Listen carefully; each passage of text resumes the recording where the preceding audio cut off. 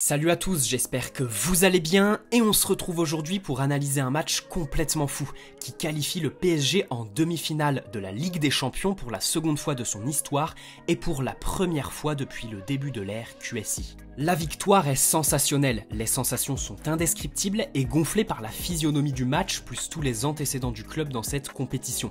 Alors avant de s'attaquer à la physionomie du match et de son analyse, j'aimerais quand même m'arrêter sur l'aspect psychologique.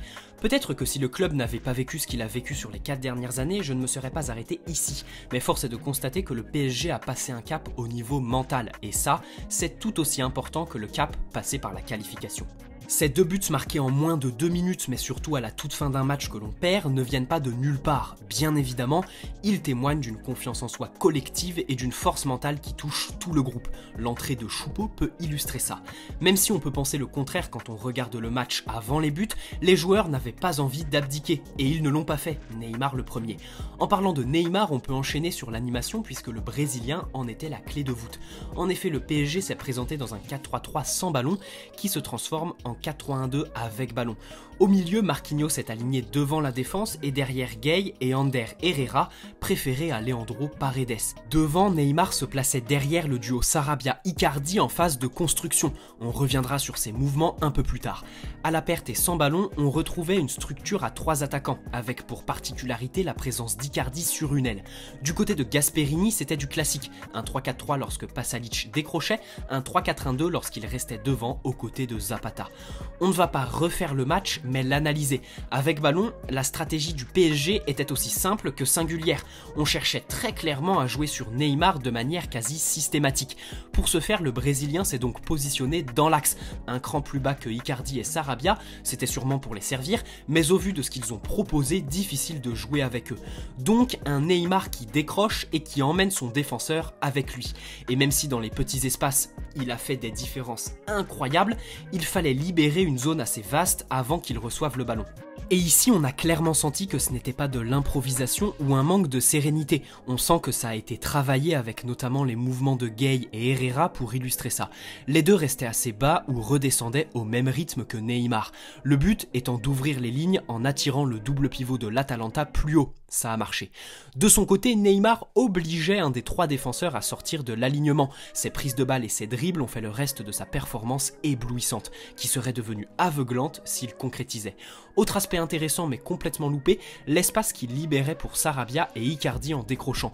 Malheureusement, on n'a pas pu profiter de ça tant Icardi et Sarabia étaient difficiles à trouver. Les ratés sont inexplicables, et voir Neymar rater, c'est aussi rare que de voir Germain marquer, on le sait tous. Certains se focaliseront là-dessus, d'autres se diront que malgré ces ratés on se qualifie, que sans lui le PSG avait tout à revoir dans le jeu et qu'au-delà de ce qu'il a fait vivre aux Bergamasques dans les 1 contre 1 techniquement, il leur a fait un mal fou au niveau psychologique. J'ai supprimé mon débrief à chaud parce que je le détestais, mais si je devais en tirer quelque chose, je conserverais la phrase que j'ai utilisée pour résumer la prestation de Neymar. Il a fait l'amour à l'Atalanta, mais on a vraiment eu l'impression que cet homme était stérile. Et pour finir sur Neymar, on peut dire que ce match représente une nouvelle étape dans sa volonté de changer. La réalité, c'est qu'au-delà du joueur qu'il est et du talent qu'il a, c'est un vrai leader qui tire vraiment l'équipe vers le haut. Si on veut rêver encore plus grand, on peut l'imaginer avec Mbappé sur tout un match. En effet, vous le savez tous, Mbappé est rentré pour la dernière demi-heure, comme annoncé par Tourelle 24 heures avant le match, histoire de bien préparer l'équipe de l'Atalanta en toute prévisibilité. Si sa première mi-temps est fantastique dans le jeu, Neymar commençait vraiment à perdre en lucidité avant l'entrée d'Mbappé. D'un côté, faire la touche de trop quand presque tout repose sur toi et que tes coéquipiers ne sont pas au niveau, c'est normal. Maintenant, on peut s'inquiéter du manque de diversité dans les circuits. Navas a trop souvent dégagé sur Neymar. Même si la solution pour se défaire du pressing de l'Atalanta est très intéressante, je l'admets, faire ça tout le temps, c'est un peu osé, surtout quand tu es mené.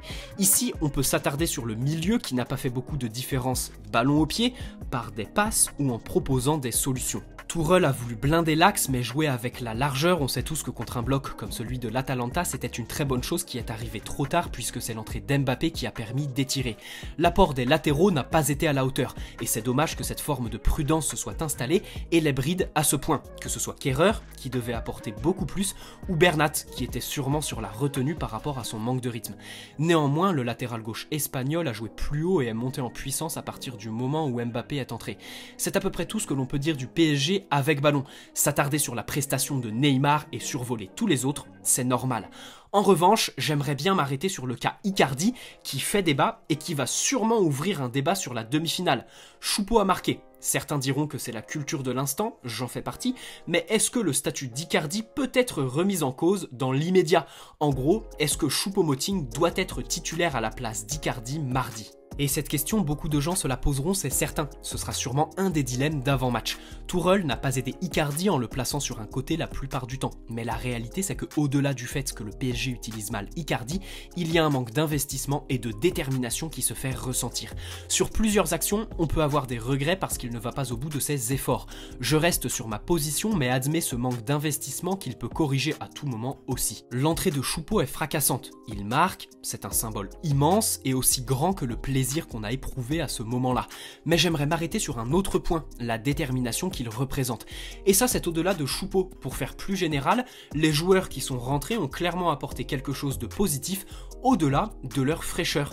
Ici, je peux penser à Paredes voire Draxler, sans oublier Mbappé qui est une évidence. Déjà, avoir des remplaçants qui font des différences, c'est très bon pour le PSG et c'est un vrai point positif sur ce match et pour la suite. On sent que tout le monde est concerné et le symbole Choupo-Moting va encore plus mobiliser la détermination des remplaçants pour la demi-finale. Sans ballon, le PSG a vraiment souffert. Et ici, ce qui a fait le plus de mal, c'est la mobilité des joueurs de l'Atalanta. Je développerai après, ici j'ai envie de commencer ma thèse par l'exemple, parce qu'il est très éloquent, c'est le but de l'Atalanta.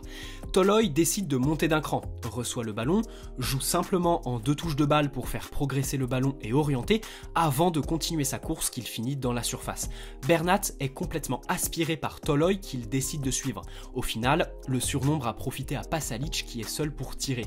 Mais ça, c'est une caractéristique de l'Atalanta que j'avais énoncé dans la vidéo sur leur plan de jeu. Je vous mets la séquence, c'est clairement ce qu'il s'est passé hier, même si ce n'est pas le défenseur qui termine. À la construction, les centraux sont les rampes de lancement des remontées de balles. D'ailleurs, si un espace se libère, ils ont beaucoup de liberté et peuvent s'y engouffrer. Sur cette image, vous pouvez remarquer dans un premier temps la largeur du bloc de l'Atalanta, une illustration du rôle primordial des pistons que vous retrouverez à plusieurs reprises dans cette vidéo. Le ballon est dans les pieds d'un défenseur central, Raphaël Toloi, qui n'est pas très rapide au passage. Comme la plupart du temps, il a une solution pour faire avancer le ballon sur le terrain. Sa passe éliminera 2 joueurs. Le receveur était dos au jeu. Dès qu'il contrôle le ballon, il se met face au jeu et lève la tête. Illustration de la volonté de se retrouver le plus vite possible dans la surface de réparation adverse. À l'Atalanta, on n'attend pas l'espace, on le crée en oppressant l'adversaire. Allez, on revient à notre défenseur qui a éliminé 2 joueurs par sa passe vers l'avant. Il voit la possibilité d'engager une course qui ferait reculer le bloc adverse et qui proposera une solution de plus à son coéquipier en plus de l'accompagner dans sa course. Le défenseur central lance sa course qu'il termine dans la surface parce qu'à l'Atalanta, on ne fait pas les choses à moitié.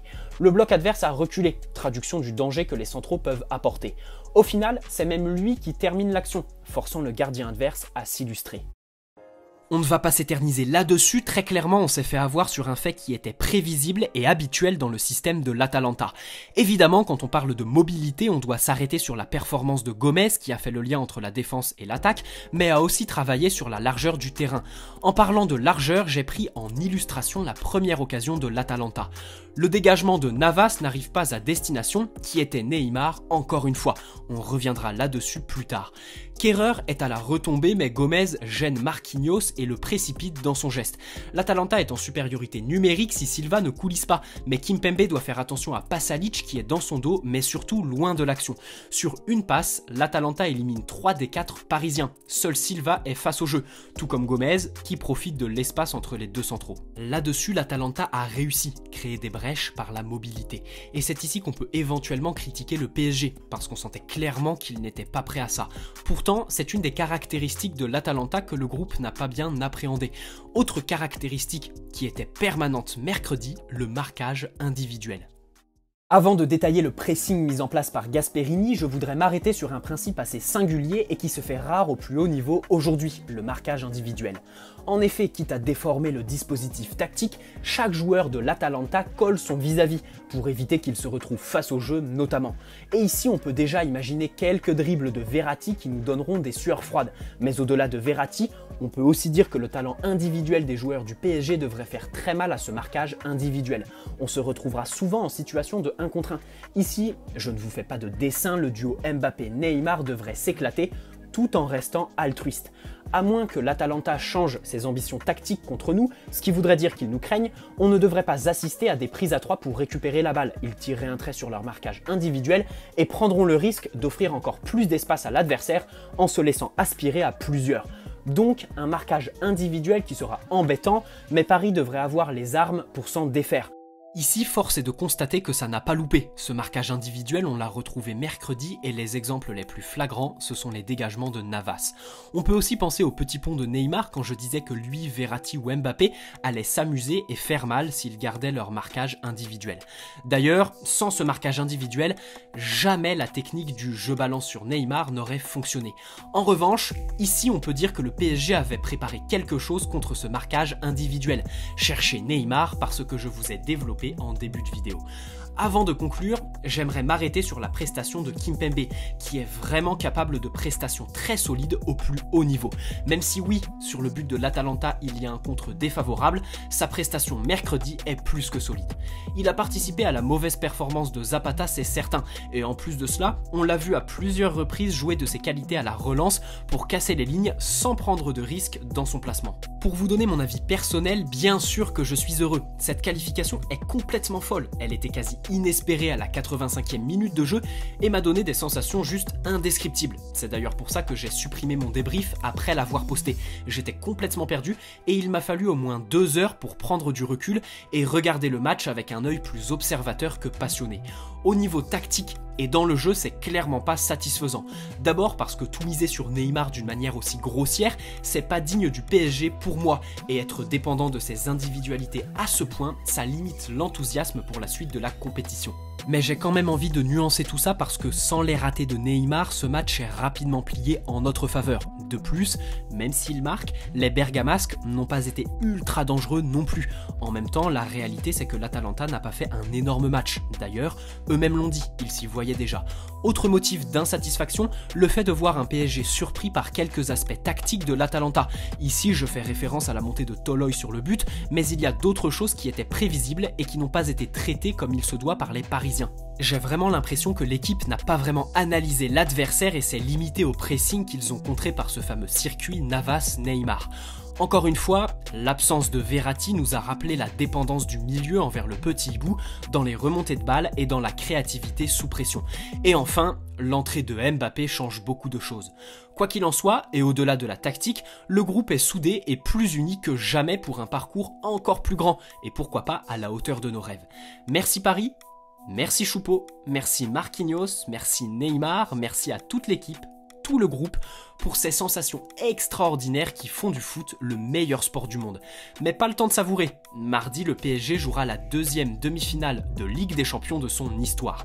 Rendez-vous dans le week-end pour la vidéo analyse de notre adversaire en demi, et dimanche ou lundi pour le 11 que le PSG devrait aligner mardi soir.